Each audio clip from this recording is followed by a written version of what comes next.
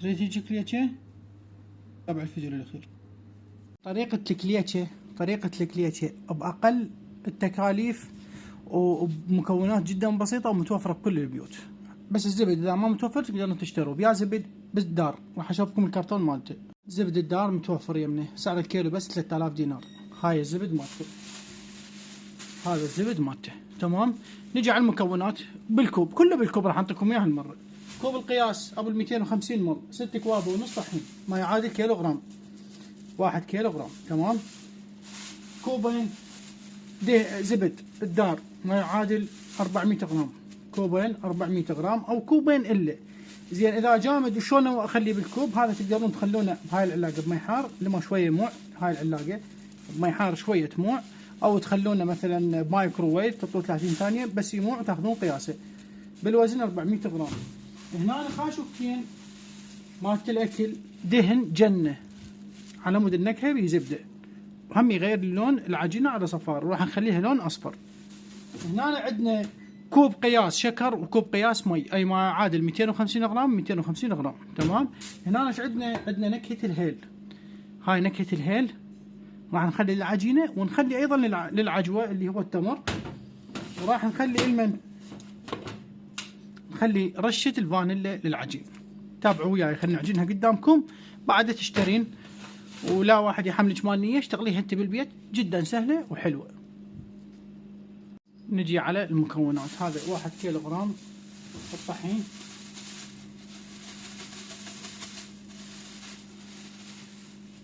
هذا 1 كيلو غرام. نجي على صفحه. الزبد 400 غرام ما يعادل قلنا كوبين، 6 كواب ونص طحين. نخليه على صفحه. هاي شفتين مال اكل دهن الجنه حصان، دهن جنه. المي والشكر اخر شيء. رشه الفانيلا، هاي رشه الفانيلا. الواحد يقول لي نكهه الهيل تخليها فوق الطحين، لا، نكهه الهيل تخليها فوق المي، خلي يصير كل شيء قدامكم احسن حتى تكونوا على بينه. طبعا نكهه الهيل هي اصرف من الهيل نفسه واطيب، بها عطر مركز كلش قوي، تقريبا 4 قطرات او 5 ما شاء الله قامت تفوح الريحه مالتها. هسه شو نسوي؟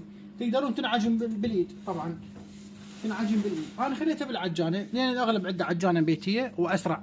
هاي راح تجانس كل المواد بسرعه قليله، لان الاغلب ما شاء الله مفاصله توجعه خصوصا نسواننا، فراح نجي نعجنها بالعجانه واشوفكم العجين. بالعجن نخلي هذا المضرب، هذا احنا نسميه تشف، هذا التشف نخليه بالعجن. بسم الله خير الاسماء. على السرعة الثانية لمدة 3 دقائق أو 4. العجينة مالتي أريدها صفرة، شلون؟ أخلي قطرتين لون أصفر، قطرتين ها هي صبغ أصفر للمي، أغير لونه بس مو هواي، كمية قليلة، هذا اللون السائل. أريد العجينة مالتي تصير شلون مالت المعامل، فخليها صبغ. شوفوا العجينة هنا شلون صارت. بسم الله. شوف العجينة اريدها تطلع بهذا القوام رملية، هذا من تدعكها هيك تصير. كل واحد يقول لي هاي رملية حيل، شلون راح ترجع متماسكة نفس الصورة اللي نشرتها؟ راح اقول لك بالمي اللي راح اخليه ويا الشكر راح تلزم عندنا عجنة تخبط. هسه احنا شو نسوي؟ راح نرجع المشبك بمكانه.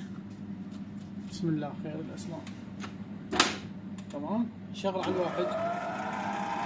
الشكر هنا راح يركد جوا والمي عازل. تمام. نخطه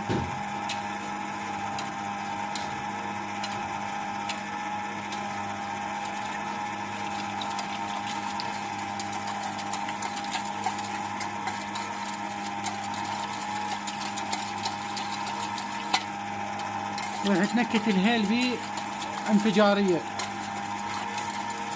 تمام. نديره مو كليته.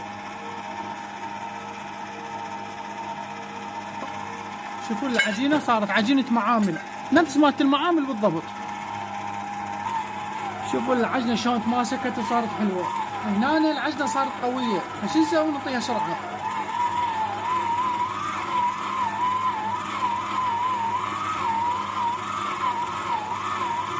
هسه شو نسوي؟ نرفع العجنة، ندوسها بدينا، صارت عندنا عجنة ما تلقون بالحلم مثلها. شوفوا ما شاء الله. نرجع قد دقيقة خليها تعجن.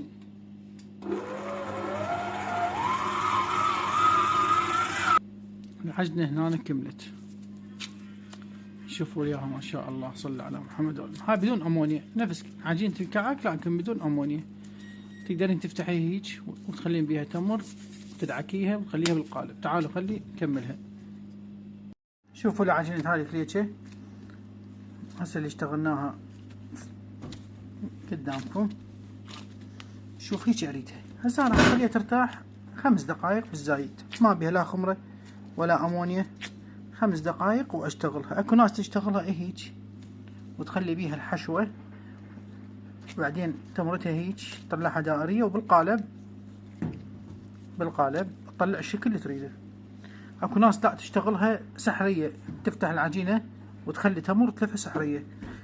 3 طرق راح اعلمكم عليها. هسه نجي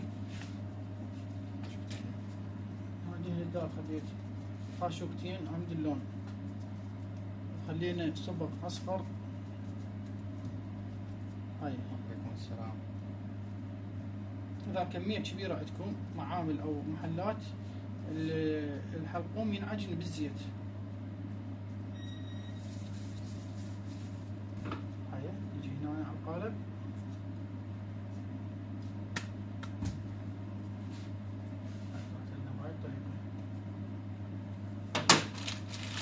ال10 كيلوات طحين ضيف لي 4 كيلوات شو اسمه دهن الدار. هذا الزبد الجامد تضيفي له 200 غرام دهن. هاي احنا راح نشتغل اكثر من طريقة بهذا الكيلو.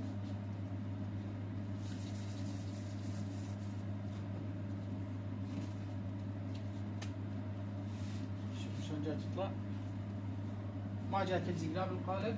القالب هذا العادي بعظم عادي. نسحب الكيكة من الفرن، نقول بسم الله الرحمن الرحيم. ما شاء الله، اللهم صل على محمد. شوف شلون حلوة. تريد هيجي كليكة؟ تابع الفيديو للآخر.